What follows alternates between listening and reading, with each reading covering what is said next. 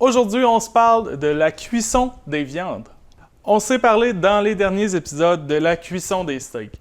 Mais là, comment qu'on fait en fait pour avoir la bonne cuisson sur nos viandes? On a tous entendu parler du fameux truc de joindre deux doigts puis de comparer la texture de la viande à l'intérieur de notre pouce.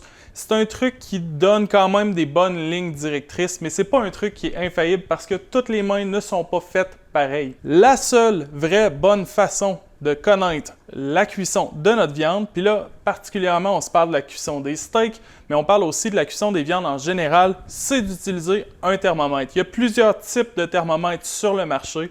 On peut utiliser un thermomètre numérique comme celui-là ou un thermomètre analogique. Les deux font très bien le travail et ça n'a pas besoin d'être un thermomètre de très grosse qualité, à moins qu'on cherche vraiment un degré de précision incroyable pour des choses comme la pâtisserie.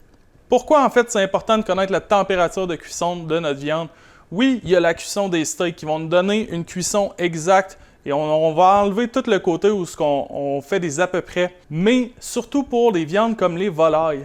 Quand on se parle de poulet, on veut s'assurer d'avoir un poulet qui est bien cuit. Dernièrement, on a fait du poulet frit. On a validé à l'aide de notre thermomètre que notre viande était bel et bien cuite parce que là, en plus, on est en panure, c'est un peu difficile. Et une fois qu'on l'a ouvert, il est trop tard. Donc, on utilise un thermomètre. Puis quand on utilise le thermomètre, faites attention à deux choses.